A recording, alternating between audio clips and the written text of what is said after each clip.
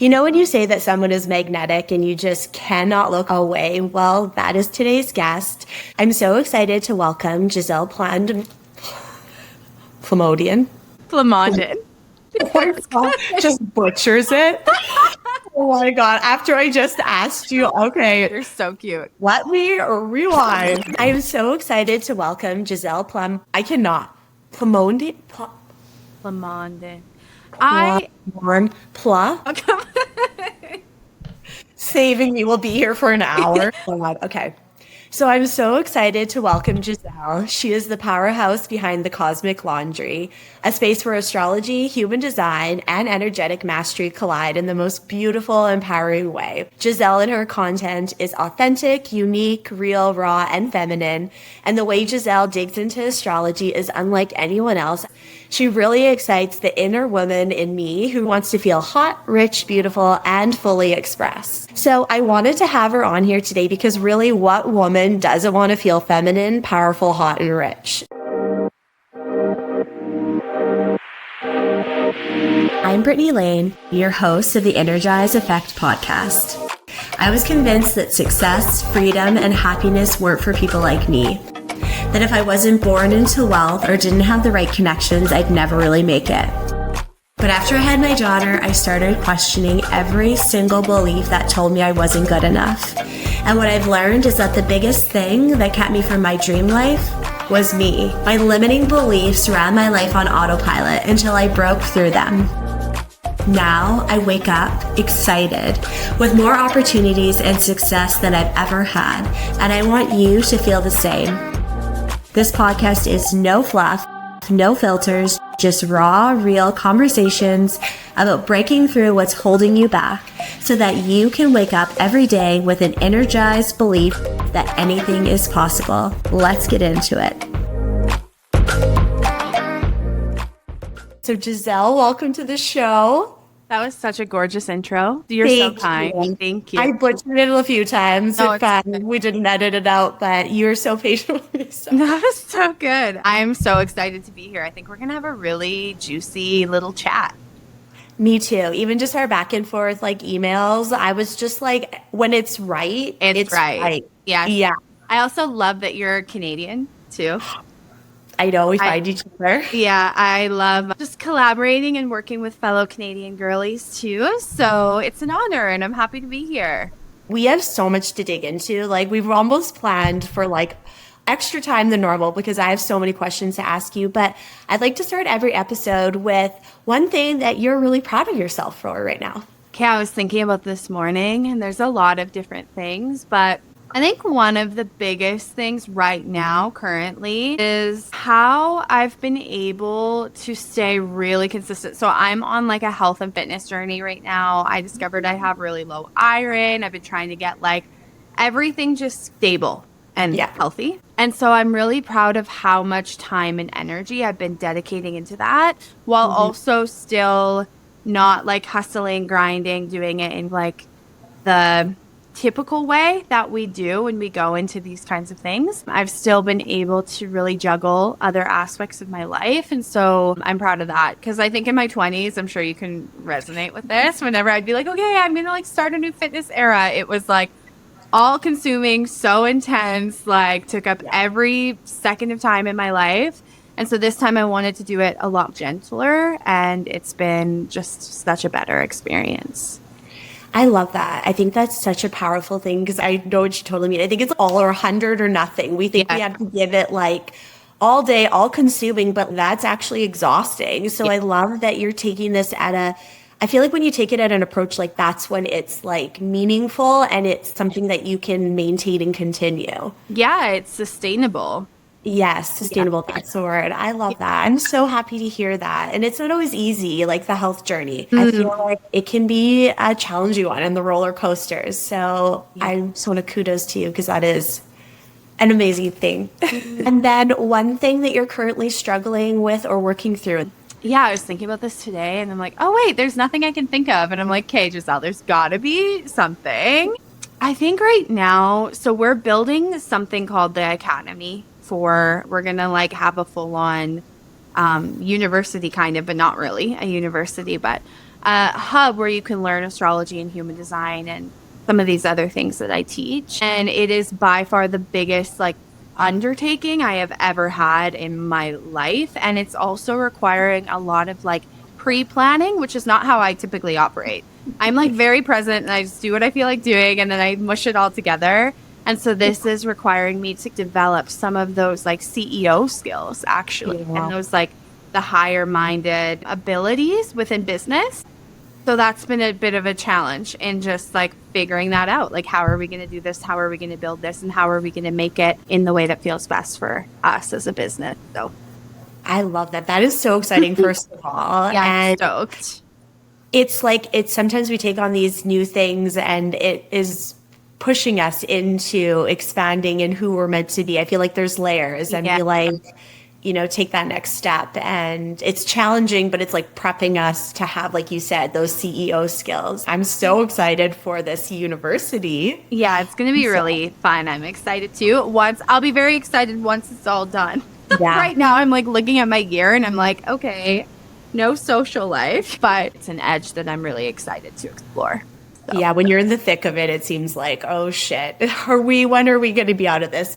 Thank you for being so vulnerable, because I know that it can be hard, and I love to just have that moment because I think it helps all of us relate that. You see someone on social media, this presence, and you think, oh, they have it all figured out. And I think that just really brings us back to this like ground where we're all human and all struggling. I love that you start your podcast with that.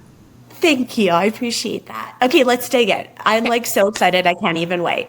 I think like the first really like to start off is talking about like moon and rising signs have like really, I feel like, exploded in the last like 5 years. Before that, like I have always been into astrology. I'm an Aries and I've always known that, and I've always related so deeply to Aries. But now that I've heard about moon and rising, I'm a rising Taurus and a moon Taurus. So I'm like, I never heard of that though before, like the past 5 years. So like, why now? Why are we just realizing the importance of these placements just compared to our sun sign? Yeah, so I think there's a few different reasons, okay? The history of astrology always included, like, old school astrologers always included the entire wheel, okay? So they included your sun, your moon, your rising, your Mercury, like all of it. Sometime in the 1900s, they decided to bring horoscopes and astrology into the mainstream in a certain kind of way. And so they would do them for sun sign. There's like some astrologers that believe that that there was like a conspiracy around this was done like very intentionally to disconnect people from their rising sign, because your rising sign is where your like soul embodiment comes from, and your sun sign, you're a lot more easy to condition and manipulate when you're in your sun sign energy in a way, because your ego is really driven by that, because we're more in that egoic energy and we're looking for fame or recognition or whatever. I think it's more so that reflected like the zeitgeist, the collective of like where we are and where we have been. We have been in this hyper individualistic, more masculine kind of energy. And so the sun is really important when you're developing your sense of self and individuating. The reason that the moon and rising are coming back into our awareness is because we're getting back into true astrology. You're just doing sun sign astrology. It's like fun. It's like pop astrology. It's like the Cosmo hot girl astrology sometimes, but it's not like real healing, true astrology with depth. And so I think that's why, is because we had this collective spiritual awakening in 2020, right? We had one in 2012 and then one in 2020. And I think astrology was a really key part of that. So I think it's just showing that as a collective, we're ready. We're ready to be talking about the rising sign and the moon sign and some of these other aspects. Yeah, it seems like we're coming back to this wholeness to ourselves. I feel like we, like you said, disconnected. And I feel like we're in an era where we just really want to know who we really are. And we want to get rid of all of that conditioning and programming. And it's so funny because when I actually heard about this for the first time, I had this like, holy shit moment. Like, this is me. I was like, okay, this makes sense. Because like at a deeper level. Yeah. And I'm like, oh, this is who. Okay. So explain what rising tells us about us and then what moon tells about us. Yeah, I'll even go through all three because the sun sign is really important too. It's just not always used in the way that is. What is your sun sign? So your rising, moon, Taurus, and then sun is Aries. Oh, I love that combo. We'll get into why. But yes. Okay. The sun is it's actually a very spiritual energy in its highest potential. It is your divine gifts, and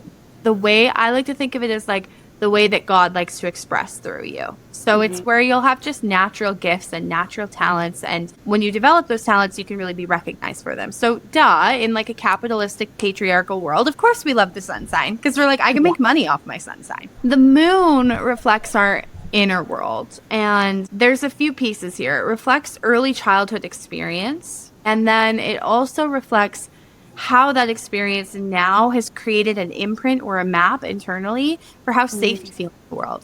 And that map becomes emotionally a lens through which you see and perceive everything. It's why you and I can experience the same thing and have a different emotional reaction to it, because we have different emotional personalities in a way.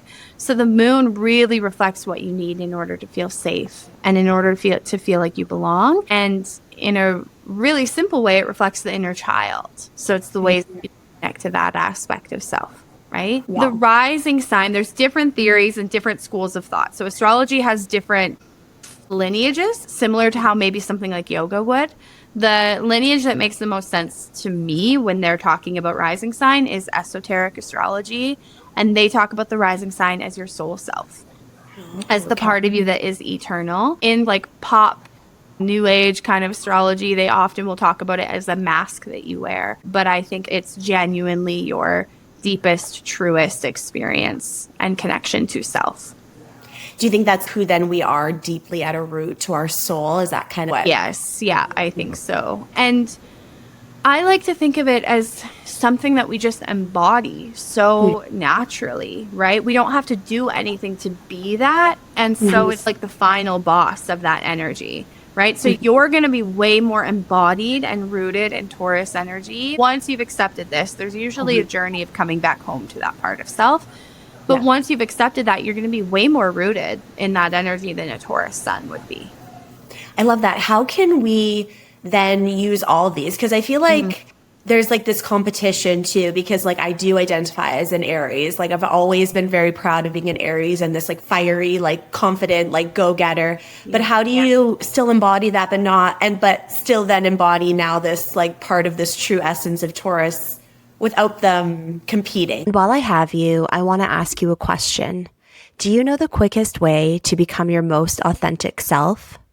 The version of you who is capable of anything and feels exhilarating to be.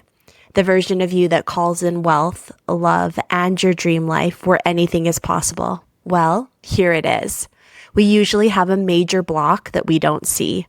But once we discover it and know it, we become aware of it. And that's when we can start to make changes, even unconsciously.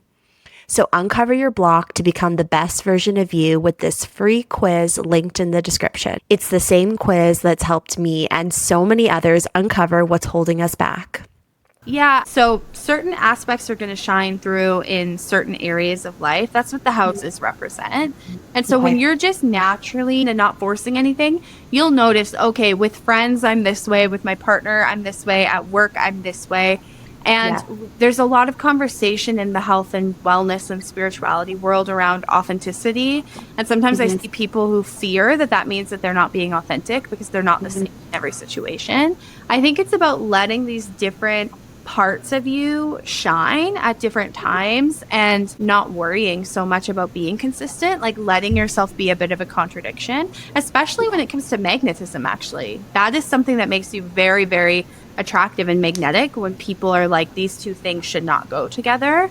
I think there's also an understanding of some parts of you are going to be more forward facing and some are going to be more internal, right? So for you, it might be a bit different because your moon and rising are the same. So that your moon is a little bit more forward facing. But for a lot of people, their moon is something that only their closest people will get to see. And that's okay. Yeah. Yeah. I think I like that too, because I feel like when you are around different people and different energies, based on like them and what you sense, you are going to react differently. Like if you feel really safe in someone's energy, you're going to feel more safe to be more authentically yourself. And I like that you said that. Like, it's not that you're not being authentic. It's just that you're being authentic in your power or your feels. And I think that is actually what's authentic. It's not just being like, oh, I have to be this to everybody. It's more like, okay, I'm ebbing and flowing with other people's energy. And I think that to me is what makes someone authentic. It's instead of just, I think he's like, yeah, I have to be this, I have to be this and that. And that's what we've been so conditioned to be. So I love that. I think that's a really cool way to look at it. And we kind of talked about this a little bit earlier about authenticity. So how does that relate with our rising and our sun and our moon? Like being super magnetic in our signs and allowing that.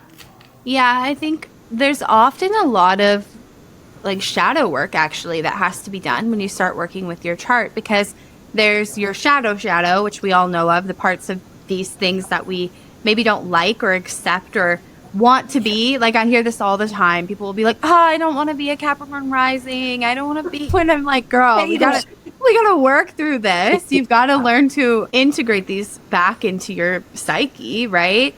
But then there's also the golden shadow, right? And the golden shadow are those qualities and traits that we admire in others that we don't think we are. And usually those are repressed aspects of self. And so it's not this thing where you can just get a reading, know what your stuff is, and then boom, I'm magnetic. Like my journey of really coming into my like full true self, and I feel like I'm still always uncovering these new layers, has taken me a lot of time. Like I've been doing this work for at least 7-8 years, and in human design, we believe it takes 7 years to decondition, right? So it's a journey and you've got to be committed to it.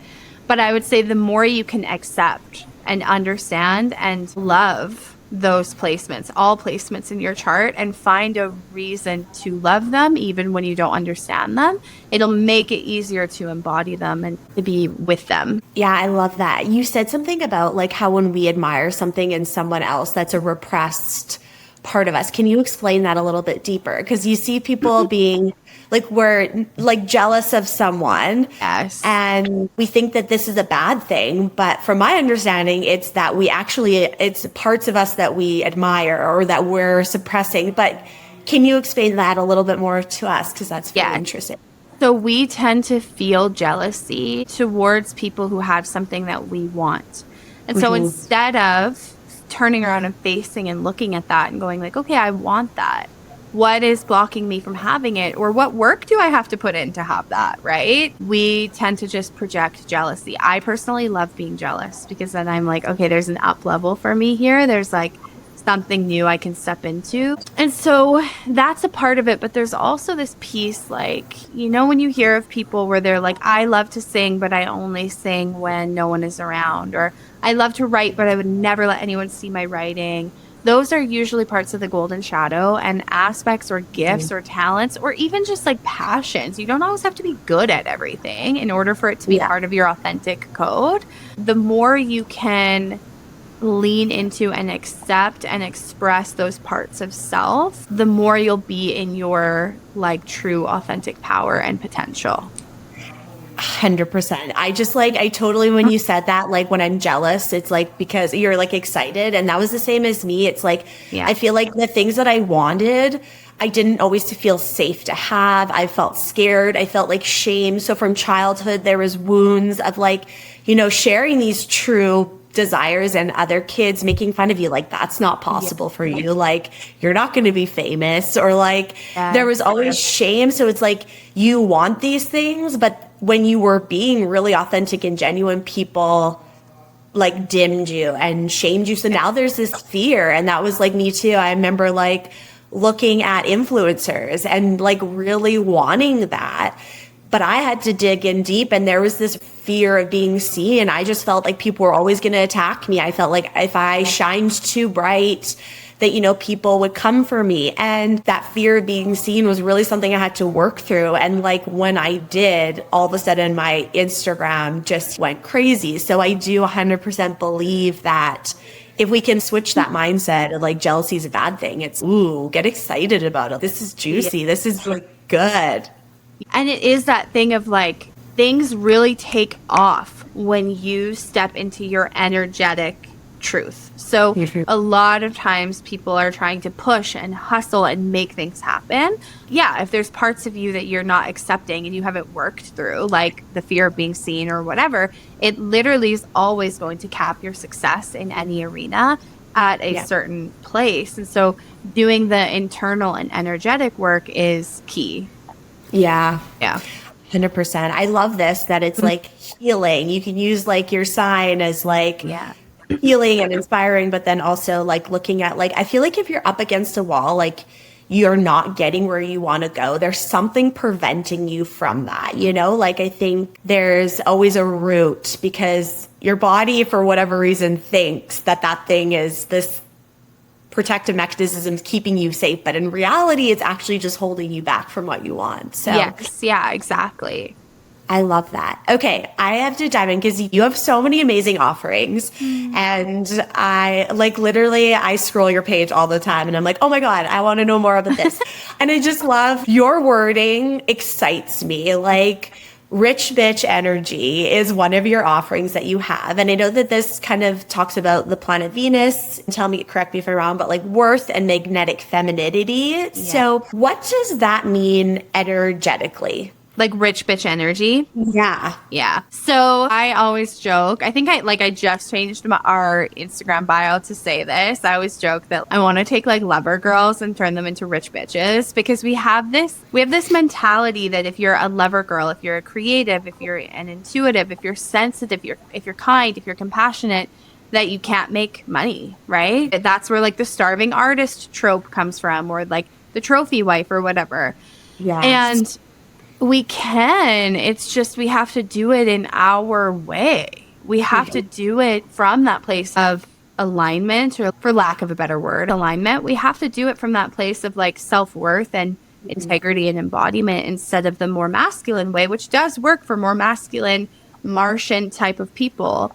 We need to figure out what our rich bitch life looks like and work on building that in a way that is sustainable and cyclical, especially for women, because when we try to run a business or build a business from a really linear place and we try to do the same thing every single day, even though we have, you know, different hormonal cycles that we have to attune to, it makes things really fucking hard and really difficult. And it makes women often feel like they're not able to like break that ceiling or make a certain amount of money. Or like the rich bitch energy is not even just about money. It's about what is the life that you want to live? What feels really rich and meaningful and luxurious to you? And how do we build that into your life and into your day? And so the Rich Bitch Energy Bundle is like all of our most like favorite and loved courses for entrepreneurs and creatives put into one place. So it covers everything. Like we go over everything in that bundle. I found this myself is like, I feel like the generation before us, it was that doer. I feel like a lot of us were conditioned from our parents, just, and not like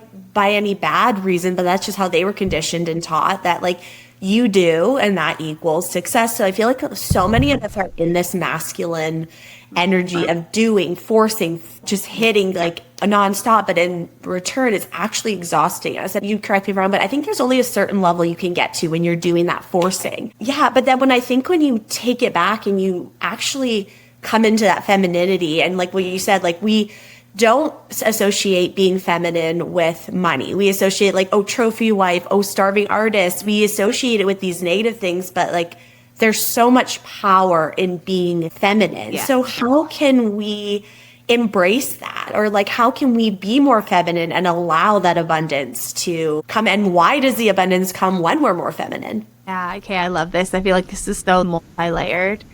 I feel like there's a few pieces. You have to know yourself. So there's people who love the grit. They love the like, I see a mountain and I'm going to climb it and I want this to be hard. You know those people in your life where if they don't have a task They're like walking around like a little like lost dog. Like they're like, give me something to do. Yeah. And so you have to know, like, if that's who you are, then you are probably going to want to build a business that requires you to really like cut your teeth a little bit. And that's correct for you. But there's this whole other group of people who we don't thrive in that way. We don't thrive from having a ton of tasks, a long to-do list, being super productive. At the end of a really busy work day, we're not like, wow, I feel so vital. We're like, I need to go have 4 glasses of wine and have a bath and nobody talk to me. Because check out. Yes, we need to check out. And it's a lot of this is biology, right? Mm-hmm. So a lot of this comes down to female versus male biology, although I do think there's some, it's not always like a perfect science. But women, we operate off of oxytocin. That's our primary hormone. It's our primary regulator. And dopamine depletes oxytocin. So when we're building a business or we're trying to achieve something, it literally depletes our vitality. Wow, that makes so much sense. Yes. One statement was like, yes. Interrupt. Like, what? Oh my God. So when the reason that feminine energy, I think, is really important for us is because it allows us to literally keep our energy. It allows us to be vital. It allows us to have stamina. It allows us to keep going. It allows us to not burn out, essentially. There's also a piece too where like we just thrive when we have a lot of collaboration and connection in our lives. So a lot of the work of coming back into the feminine, I wish we had a better word for it, because I feel like the feminine energy stuff has been like co-opted and taken in a weird direction.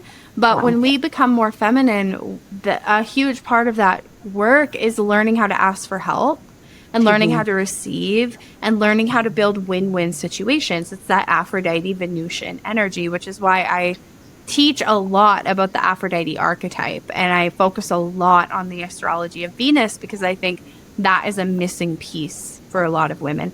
We've been trying so hard to be in our masculine and to do things the way that men do it. And it's not that we can't do it, but like, why?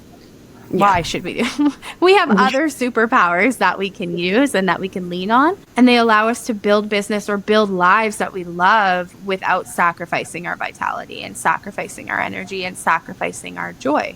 I love that. How do you go then a day without feeling guilty? I feel like there's this guilt because I'm a doer. I broke my leg and I didn't walk for 2 years because it was literally the universe's way. I know before I broke my leg that it was like, you need to slow down, but the doer in me could not. So I do believe that my broken leg was actually a gift to me to slow down, because for 2 years, and in that slow is when my Instagram went crazy and grew, because I couldn't physically do anything else. I couldn't cook. I couldn't clean. I literally was just there, started healing. I just started being, and it was hard. Like, struggle city. I cried more than I ever did. I was so emotional. But through it, I really did learn so much, and it allowed me to heal and just sit in the quiet and peace and allow people to do things for me, because I feel like allowing people or asking people for help felt really wrong. It felt like I owed them something, or I wasn't capable, or I wasn't good enough. And so I think that in itself really put me in my feminine energy, like allowing people to do things for me and like graciously accepting it. But obviously everyone doesn't have a broken leg, and they can't just say like, I'm not cooking, I'm not cleaning, which, you know, do it. You could pretend to fake an injury. Is it fine? You know, sprain your ankle. But how can this listener who feels guilt about just taking that no day, what would you tell them? Tune in to our next episode on how to manifest in the feminine energy instead of the masculine energy, and so much more. And don't forget to subscribe to be the first to know when a new episode drops. See you next time.